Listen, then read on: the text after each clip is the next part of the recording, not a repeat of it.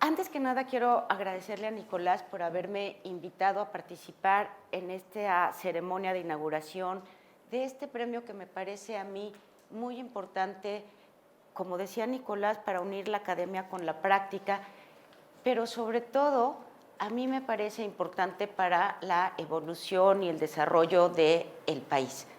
Yo quisiera decir que parte de lo que sucede con la responsabilidad social empresarial es que las empresas han tomado de unos años para acá tanto poder económico que a veces tienen más poder que los estados mismos.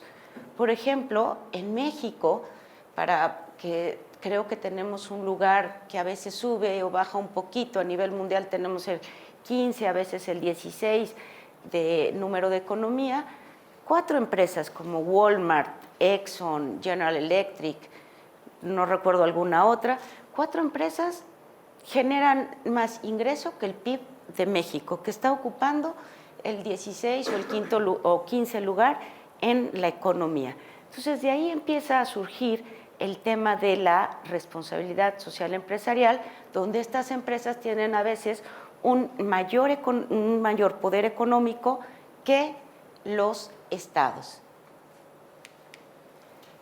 Quiero empezar hablando con una cita de Carlos Fuentes. Carlos Fuentes es un escritor notable mexicano y él, cuando recibió, además fue muy galardonado, y cuando recibe el Premio Príncipe de Asturias en 1994, su cita es, en realidad él dice, nuestro brevísimo siglo XX, que inicia con la Primera Guerra Mundial y termina con la caída del muro de Berlín.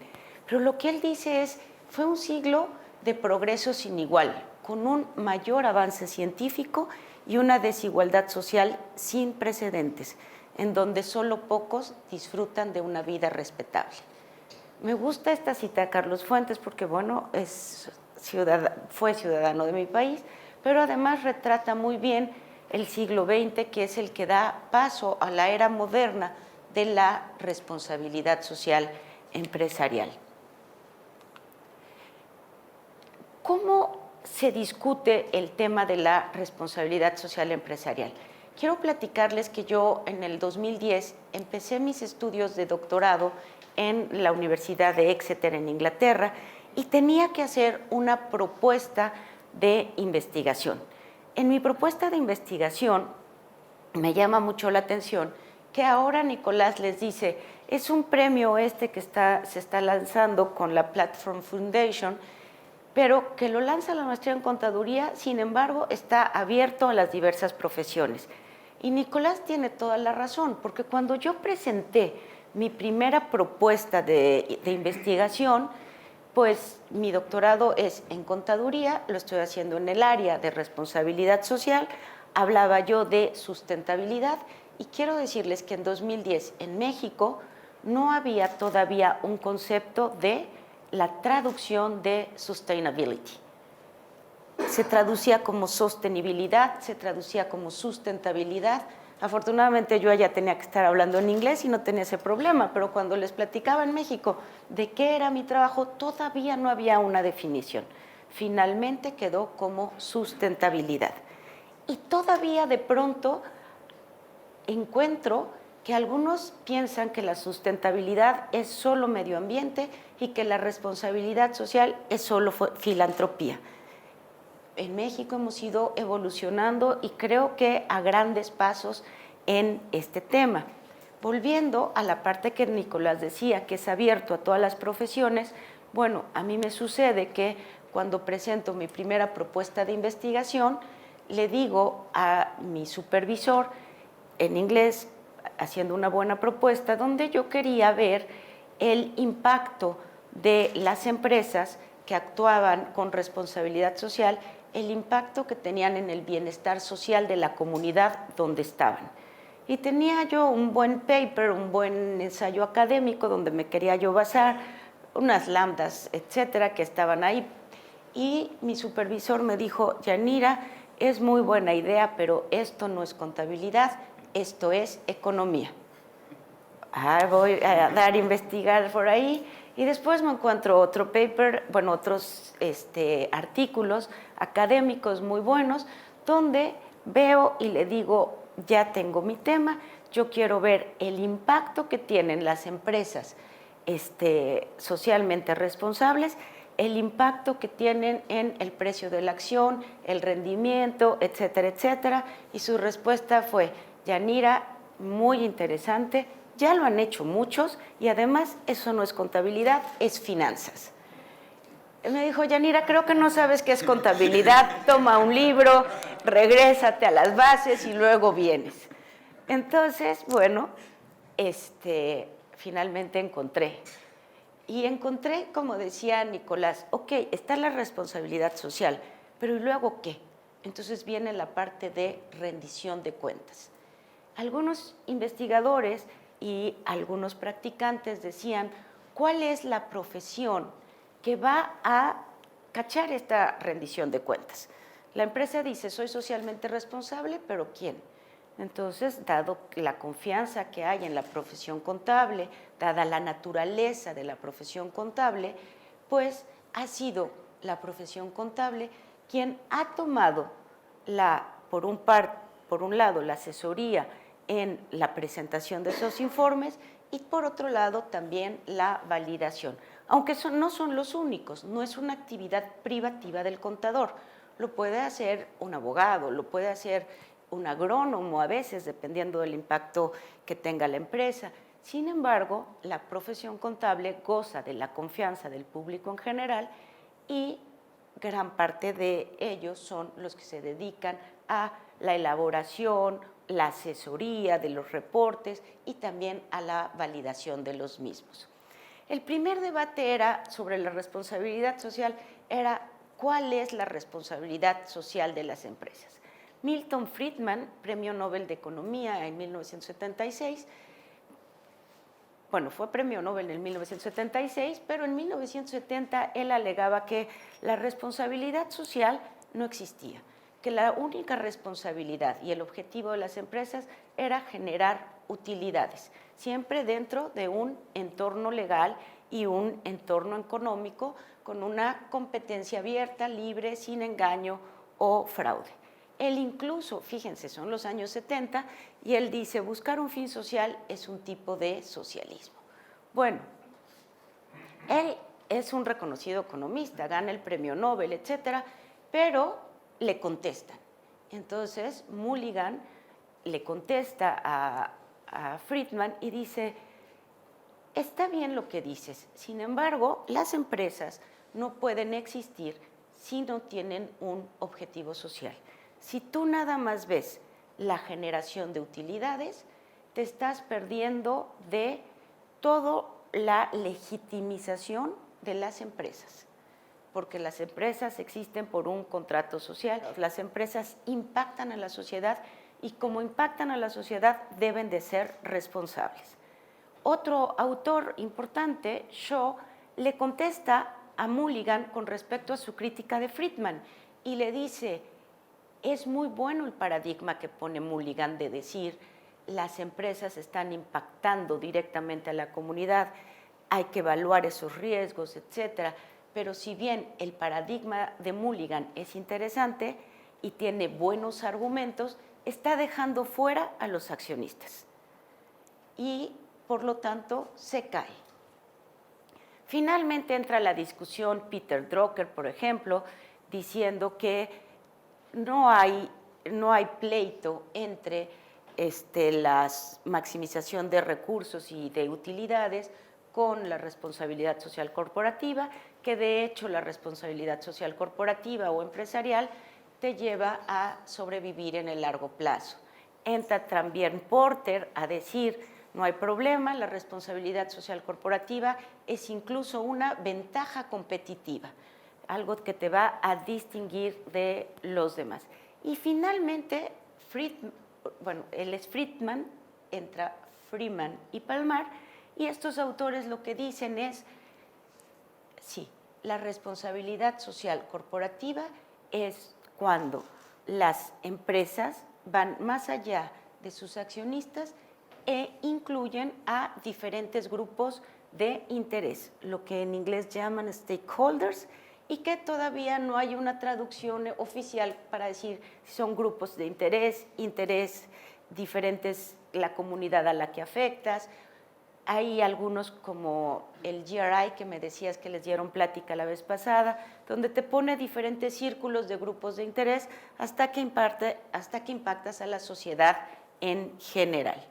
Entonces, para hablar del desarrollo del concepto de responsabilidad social, empresarial o corporativa, según el país en donde estemos, me voy a permitir hacer una diferencia entre los años anteriores a la década de 1900, después los primeros años del siglo XX y de 1950 en adelante, ya que es a partir de 1950 cuando se considera que empieza la edad moderna de la responsabilidad social corporativa.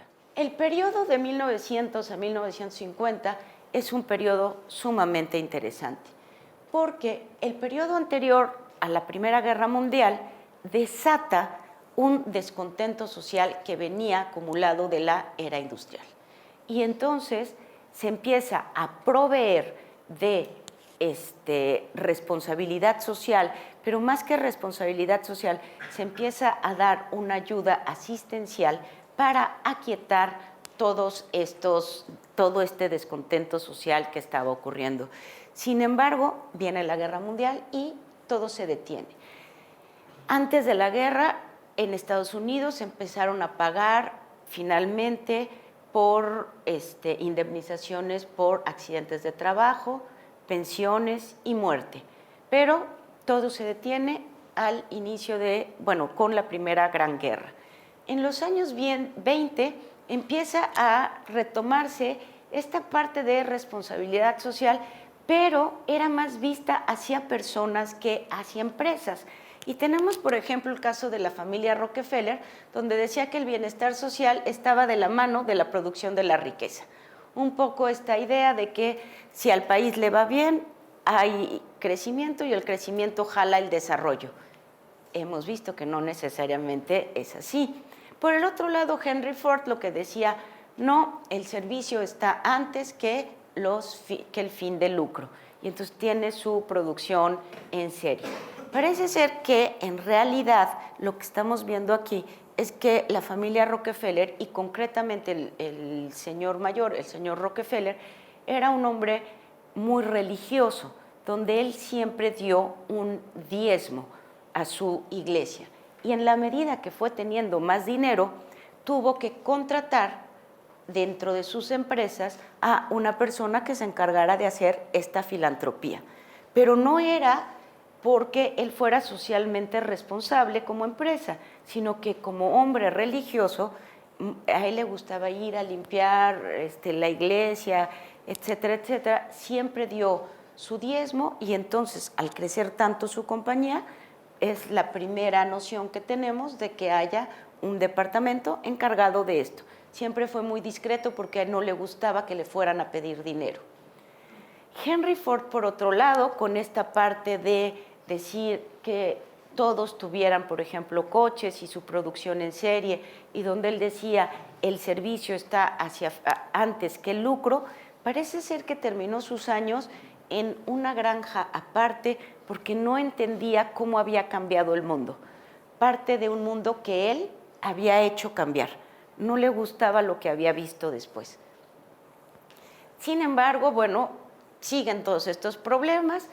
Realmente se dice que es una época de oportunismo, donde la responsabilidad se ve más como una oportunidad, como una manera de estar en la atención de la gente. Pero viene la depresión de la década de los 30, donde se ve claramente que las empresas tienen una responsabilidad para con la sociedad, donde se ve por primera vez que el impacto negativo de una empresa, como sucedió en los años 30, está afectando a la comunidad. Y entonces es la primera vez que se equipara a la empresa con el mismo nivel de los gobiernos. empiezan a haber grandes transformaciones que se ven nuevamente detenidos por la Segunda Guerra Mundial.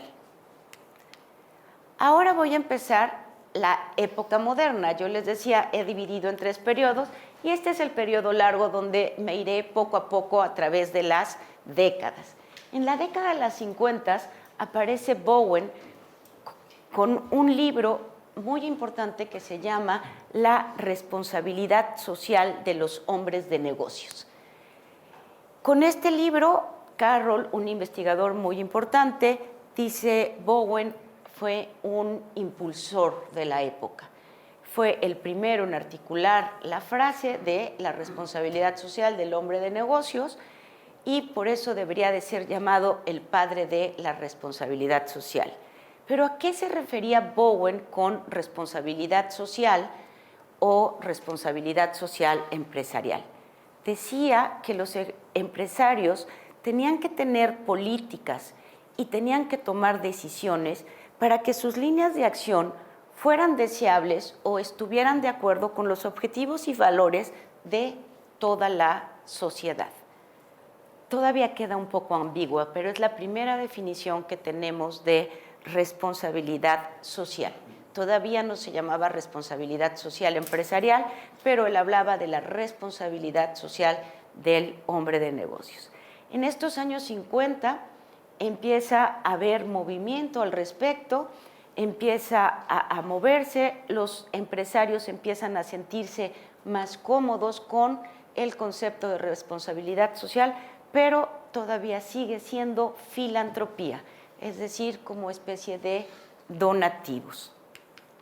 En los años 60, ustedes saben, es un año de grandes movimientos sociales, de libertad, de los Beatles, etcétera, etcétera. El hombre llega a la luna, pero aquí de pronto encontramos que Keith Davis dice que la responsabilidad social es como una idea nebulosa, todavía no está aterrizada y que debe verse en un concepto empresarial.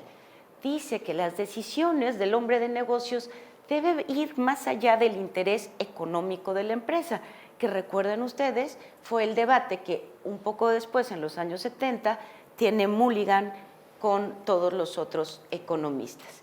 Y William Frederick, otra persona importante de la época, dice que los recursos económicos y humanos al final del día son la sociedad misma y que entonces hay que ver que estos recursos se utilicen para fines más amplios que solamente el de la empresa, es decir, para fines sociales. Entonces, de pronto empieza una discusión donde se viene el término de la propiedad. ¿Quién es el dueño de los recursos? Entonces, a lo mejor alguien en ese momento podría decir, estos 5 espacios están vacíos, deberías ahorita traer a 4 personas de afuera, sentarlos aquí para que estén enterados.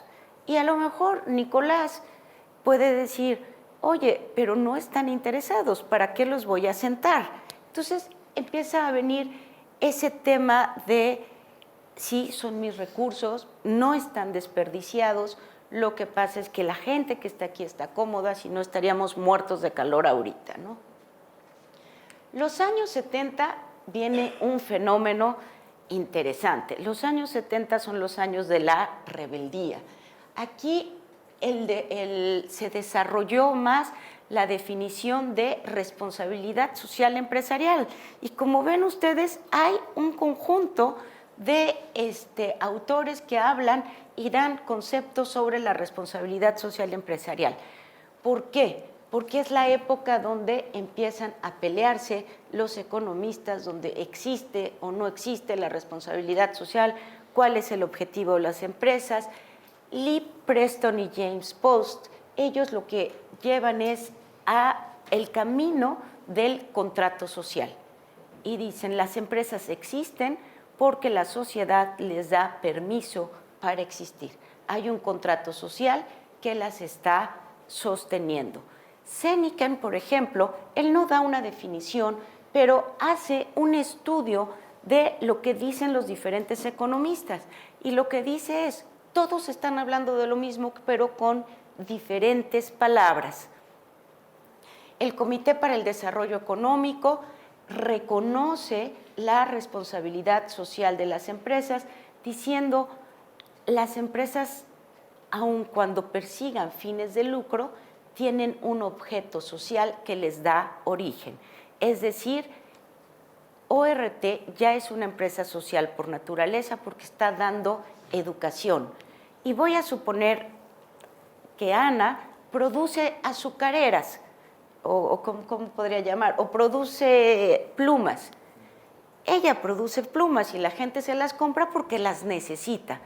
Si Ana produjera sueños, a lo mejor la gente no iba a comprar sueños porque tiene sus propios sueños. George Steiner es un filósofo, Edgar Ernst y Clarence Walton entran a la discusión también. Prakash Sethi, él lo que dice es, hay dos tipos de responsabilidad social corporativa, una responsabilidad social proactiva y una responsabilidad social reactiva. Es decir, a veces empiezas antes y podría ser más legítimo, pero a veces te das cuenta después y entonces reconoces. Tenemos el caso, aunque estamos en los años 70, pero recuerden que ha habido grandes accidentes como más o menos en esos años. En México tuvimos un derrame petrolero muy grande de Ishtok que fue tremendo y acabó con la ecología. Allí se tuvo que hacer algo reactivo, pero no pasa mucho. En 2010 British Petroleum hace lo mismo en el Golfo de México, donde vuelve a suceder lo mismo. Entonces, hay empresas que nunca van a poder ser empresas verdes, como estas de petróleo, y todos podemos criticarlas. Sin embargo, todos usamos coche, aquí ahorita estoy teniendo cosas de plástico, entonces podremos criticarlas mucho, sin embargo, las necesitamos. Entonces, ahí la responsabilidad social de ellos tiene que ver con el concepto de responsabilidad. Responsabilidad significa responder por tus actos, responder por tus acciones, no hacer filantropía. Archie Carroll nos da también una definición y finalmente Keith Davis vuelve a aparecer diciendo, la responsabilidad social está en maximizar utilidades y al mismo tiempo contribuir al bienestar de la comunidad en la que influyes. Por eso es que Carroll, quien ha estado estudiando el desarrollo de la responsabilidad social corporativa, dice que Keith Davis, después de Bowen, es el segundo padre de la responsabilidad social empresarial. Los años 80 es un periodo de escándalos éticos. Recuerden ustedes que las bolsas caen, etcétera. Y aquí tenemos una perspectiva interesante. Dice, la responsabilidad social de las empresas es con los diversos grupos constitutivos de la sociedad. ¿Y quiénes son estos diversos grupos constitutivos de la sociedad? Hoy día les llamamos stakeholders y todavía no sabemos si llamarles grupos interesados, la sociedad en general, y a veces yo me encuentro con palabras en inglés con que digo, sociedad en general no es lo mismo de decir society at large, o como decir, al final de todo, incluida toda la sociedad, ¿no? Y destaca dos elementos críticos, pero fíjense, en primer lugar, la obligación debe ser adoptada de forma voluntaria.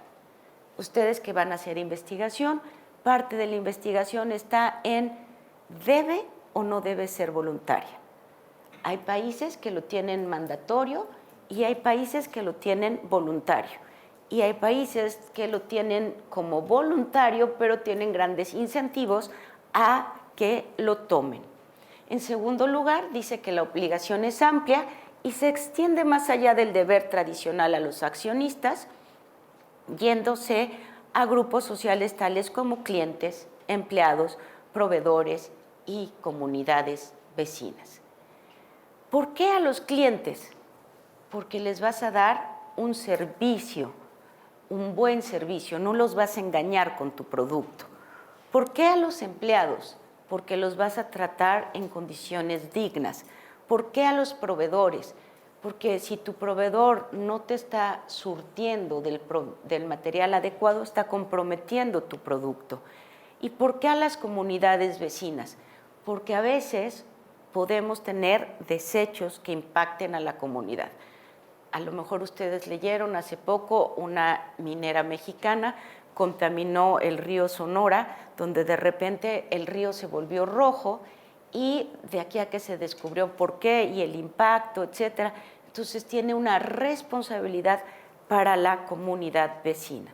Algunos dicen que bueno, esto tiene que ir a la sociedad en general, no solo a la comunidad vecina.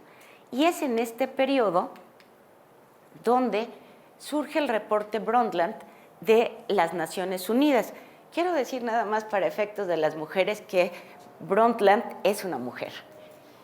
Parece hombre, pero es una mujer y ella fue la encargada de este reporte. Y aquí es donde aparece el término de sustentabilidad, que les digo que en inglés es sustainability, donde dice que hay que satisfacer las necesidades de la generación actual sin poner en peligro las oportunidades de las futuras generaciones para satisfacer las propias. Es decir, no acabarnos los recursos naturales hoy. Esto es en 1987, habla de medio ambiente y desarrollo, y entonces de pronto aparece que sustentabilidad es sinónimo de cuidar el medio ambiente. Y no necesariamente. Hoy día sustentabilidad, por eso no se sabe si usar sustentabilidad y sostenibilidad, porque habla que la sustentabilidad es llevarlo a largo plazo, que no por el corto plazo comprometas el largo plazo. Incluye ya bienestar económico. Los años 90 son un periodo de transición significativa porque aparecen otros conceptos. Aparece el concepto de ciudadanía corporativa, ética empresarial, sustentabilidad, rendimiento social de las empresas o corporate social performance. Aparece la teoría de los grupos de interés, que es la teoría de los stakeholders. Los años 90 son un año de revolución donde la gente empieza a estar preocupada por el medio ambiente. Entonces, de pronto ¿qué es responsabilidad social corporativa? ¿Es cuidar el medio ambiente? ¿Es filantropía? ¿Qué es responsabilidad social corporativa? Y aquí se acuña un término interesante que seguramente vieron con la ponencia anterior, que es la triple bottom line, pero que podemos decir los tres pilares, las tres P's, porque es people, planet y profit.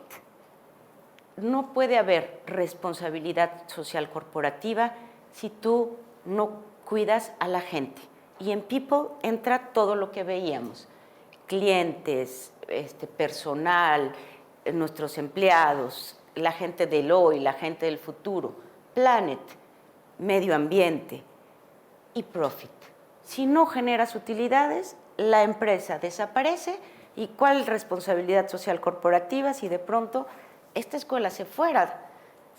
No sé si sea privada o pública, pero si esta escuela no tiene recursos, cierra. Y entonces, ¿cuál responsabilidad social va a seguir dando? Y lo mismo ocurriría a la empresa de plumas de Ana y a cualquier otra empresa. Por eso es necesario mantener un equilibrio entre estos tres pilares o entre estas tres P's. Viene el año 2000 y, el periodo del 2000 a la fecha, y en esta época empieza, no es que antes no la hubiera, pero tenemos la investigación empírica. ¿Por qué? Porque la académica, basada en teorías, etcétera, es interesante, pero no nos leen. Entonces empieza la investigación empírica. Ya antes ya desde 1985, Gray había hecho muchos análisis, yo también, pero no los leían. Discúlpenme un momento. Empieza la investigación empírica con 4 aspectos principales. Los objetivos que se producen el objetivo que produce de beneficios en el largo plazo. ¿Qué pasa con la responsabilidad social cuando la llevas a largo plazo? Hay discusiones donde dice la responsabilidad social no te ayuda para nada, pero si lo haces a través de filantropía, baja tus impuestos y entonces ahí generas una ganancia. Es una visión, desde mi punto de vista, muy estrecha. ¿Qué pasa con el poder que obtienen los negocios cuando actúan de una manera responsable? Entonces, de pronto yo soy tan bueno que estoy, aunque me estén grabando, pero voy a decir algo. Por ejemplo, Walmart es el empleador número 1 en México, el empleador privado. ¿Por ello puede hacer lo que quiera en México? Entonces uno puede decir, ¿es Walmart realmente socialmente responsable? No estoy hablando mal de Walmart, solo me lo estoy preguntando porque al ser el empleador privado número 1, pues de pronto, ustedes saben que los mexicanos somos guadalupanos, entonces hay medallitas de Guadalupe chinas ahí adentro y un conjunto de cosas. O se pone un Walmart que es más barato y desaparece el mercado local. No estoy sabiendo, a lo mejor el mercadito local ahora trabaja para Walmart y a lo mejor gana más, qué bueno si fuera el caso, pero parte de la investigación es cuál es el poder de estos negocios que actúan de una manera responsable. ¿Realmente se integran las demandas sociales?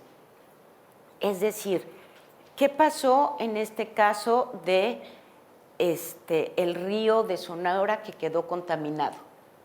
Se hizo publicidad cuando apareció el río contaminado, pero ¿se resolvió la demanda social? ¿Cuál fue el impacto, no solo medioambiental, sino a la comunidad? Y de alguna manera, no solo se indemnizó a la gente, sino se aseguró que después no vuelva a ocurrir otro evento de esa naturaleza. Y después, la contribución para una buena sociedad haciendo lo que es éticamente correcto. Y esto de pronto puede ser difícil, porque, por ejemplo, ayer platicaba con los alumnos de finanzas del lobbying. Él lo llamaba como lobato o algo así, no recuerdo qué palabra usó él, pero el lobbying es aceptable o no. Y el lobbying es de pronto, a lo mejor, venir platicando con ustedes acerca de las conferencias que estamos dando para invitarlos a que participen en esta investigación. Y eso también es lobbying. Entonces, lobbying no necesariamente es malo, sino lo que tenemos que hacer es que todo eso lo hagamos dentro de las buenas costumbres y siempre pensando en beneficio de la sociedad. Los reportes de responsabilidad social son una forma de rendición de cuentas. Gray, un investigador de los años 80, lo que dice es que si bien son el proceso de comunicar los efectos sociales, ambientales, de las acciones en fin, para la sociedad en general, él tiene todo un proyecto que se llama Social Accounting y es un proyecto donde dice la contabilidad es también un proyecto social. Yo no conozco Chile, solamente he estado de paso por Chile, pero tengo conocimiento que en Chile existe un cuarto estado financiero y que es el estado de responsabilidad social, donde es el mismo estado de resultado integral que nosotros tenemos, pero acomodado en términos de responsabilidad social. Entonces yo veo ahí otra área de investigación que ustedes pueden hacer y Nicolás dice que este proyecto de investigación es para el Uruguay, pero abierto en general, tal vez puedan no solo quedarse en el Uruguay, sino ir más allá. A mí me parece muy interesante este cuarto estado financiero.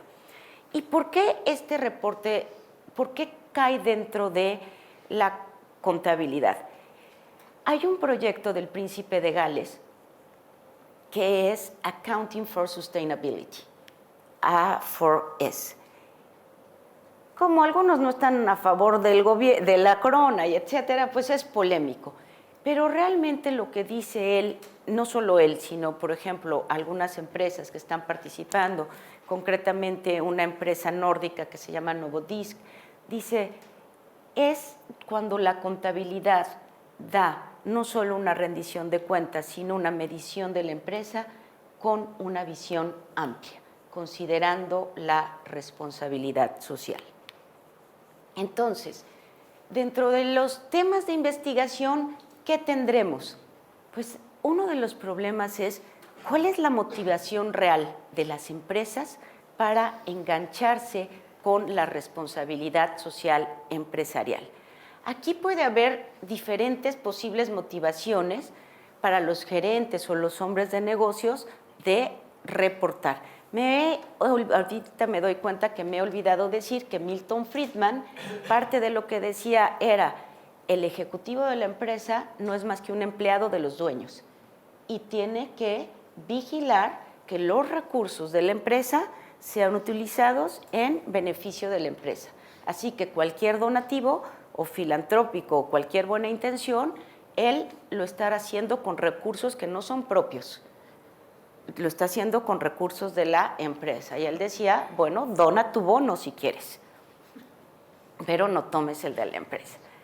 Aquí cuando hablamos de motivación, estamos hablando de teorías que están detrás de las empresas a engancharse con eso. Hay la teoría de los shareholders o los accionistas, porque ustedes saben que hoy día hay accionistas que deciden solamente invertir en empresas socialmente responsables.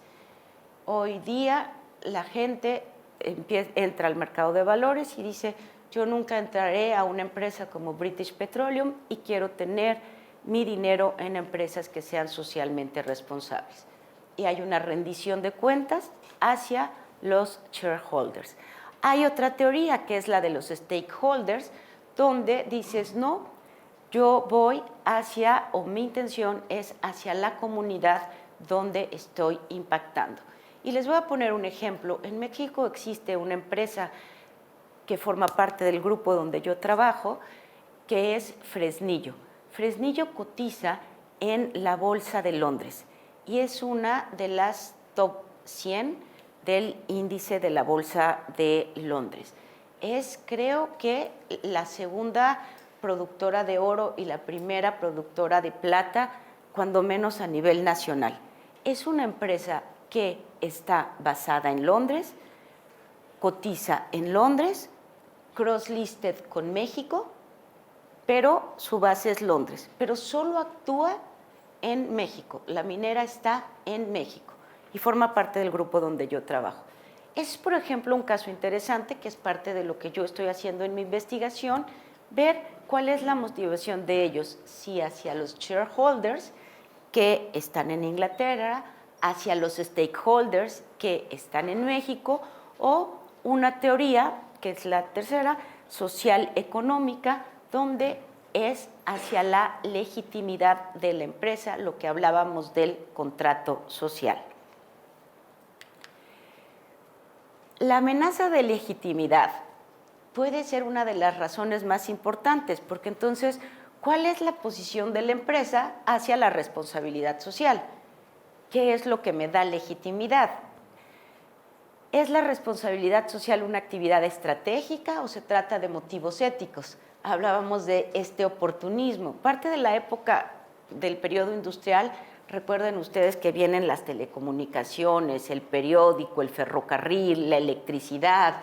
Entonces, realmente todo este avance tecnológico era aparentemente en beneficio de la gente, pero había quien decía, un autor que decía, convierten en necesidad los logros de las personas. Tenemos diferentes preguntas que podemos hacernos sobre qué preguntarlos, y yo les voy a platicar rápidamente que un estudio exploratorio que yo he hecho en México, no lo tengo actualizado a la fecha, lo empecé en 2010, y con esta definición que les decía, yo veía medio ambiente, separa energía, empleados, mercado, comunidad y responsabilidad social como gobierno corporativo. Yo tenía 18 empresas no listadas, 72 listadas, un total de 90 empresas. De estas empresas, el 62% no tenía reporte de sustentabilidad separado o de responsabilidad social y el 37% sí. Y de las que pertenecían al GRI, teníamos empresas o 7 empresas a más. Ustedes ya saben con la conferencia anterior que A significa, ya me atoré, que A significa que tienen el reporte completo y A más que lo tienen validado. B casi lo tienen completo y B más validado, y lo mismo sucede con C, que es lo más básico. Yo les pongo aquí, por ejemplo, solamente algunas empresas que sí son, que reportan al GRI. Aquí tengo, por ejemplo, Cemex, Grupo México, que es la empresa que contaminó el río que les digo. Ranqueadas, Pemex, la empresa número 1, Grupo México, empresa número 26 en México. Si cotizan o no en bolsa y quién verifica el informe. Y aquí vemos PwC, KPMG y 2 empresas que no son contables. PwC y KPMG, si lo son, auditarse no. Entonces, no es el reporte de sustentabilidad, no es algo que recaiga solo en los contadores. Por eso es que Nicolás está invitando al público de diferentes profesiones a estar aquí. Por último, por ejemplo, yo hice un content analysis de lo que se reporta en México y vemos que sobre todo se reporta sobre gobierno corporativo, porque es donde estamos más adelantados, y después sobre empleados, pero porque legalmente, yo les decía, voluntario o no, los beneficios empleados están ahí. Y si los separáramos, ¿se acuerdan que cada concepto tenía diferentes? Vean ustedes, información general de gobierno corporativo se lleva todo, pero después es comunidad y comunidad indígena. En México tenemos 8 millones de indígenas y parte de las políticas de responsabilidad social se están yendo hacia comunidad, cuando menos en los reportes, aunque si juntamos empleados se lleva todo o toda la segunda parte, ya si lo separamos, la segunda parte es el impacto en la comunidad. Y vemos que se reporta diferente si reportamos en el reporte anual a si reportamos en el reporte aislado, en el standalone report o el reporte de responsabilidad social. Más o menos el comportamiento es el mismo, pero vean ustedes cómo en el reporte independiente se reporta más de comunidad y más de medio ambiente. Y en el annual report se reporta más de gobierno corporativo y de empleados, porque es obligatorio hablar del gobierno corporativo y obligatorio hablar de los empleados. Mientras que en el standalone report, como tú puedes hablar de lo que tú quieras, mientras estés en estas áreas, tienes aquí una composición distinta. Tal vez hablé rápidamente porque tenía corto de tiempo y tenía mucho que decir. Mucho que decir, por sobre todo para invitarlos a qué es la responsabilidad social empresarial, a decirles que no solo es medio ambiente, no solo es filantropía, no solamente es limpiar la banqueta o la acera de afuera y barrerla y no tirar agua, sino que es realmente responder por tu toma de decisiones. Nicolás me decía, haz una historia a través del tiempo para ir viendo cómo ha evolucionado, porque es parte de nuestra cultura, es decir, cómo hemos evolucionado nosotros como civilización. Algunos autores que no mencioné decían, la responsabilidad social no existe, o sea, la responsabilidad social empresarial no existe, porque decía, la responsabilidad es de las personas, las empresas solo tienen personalidad jurídica, por lo tanto su responsabilidad es artificial. Es una de las grandes críticas, pero es algo con lo que yo no estoy de acuerdo. Por ejemplo, yo pienso que las empresas tienen una responsabilidad porque tienen impacto impacto si les va bien o les va mal. Ustedes saben que cuando una empresa quiebra, por ejemplo, México, ustedes han visto el efecto tequila, después vino el efecto dragón, hemos visto todos los casos que generaron Enron, WorldCom, etcétera. Entonces las empresas tienen responsabilidad tanto si ganan como si pierden en sus resultados. Tienen responsabilidad en la parte de medio ambiente, tienen responsabilidad en la parte de la gente. ¿Qué se espera de esos reportes? O sea, ¿cómo constituir un reporte de responsabilidad social en un balance? O sea, ¿cómo armar un reporte de esa característica y quiénes se dedicarían a elaborarlos? Sí, mira, ha sido difícil. El caso que yo conozco de un buen reporte es el caso de Chile. Y he visto la práctica en diferentes firmas contables en México.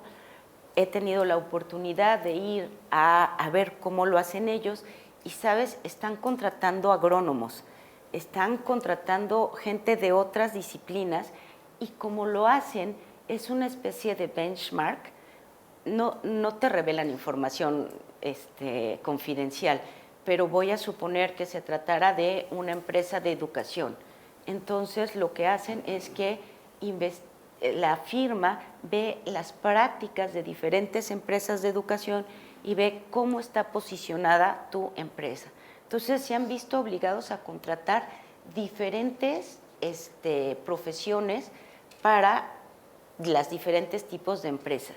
Entonces, en dos sentidos, el reporte de responsabilidad social, ha habido varios organismos como EIRIS, que es un organismo inglés y que pide un reporte de una manera. Sin embargo, el más aceptado es el GRI porque viene por la ONU.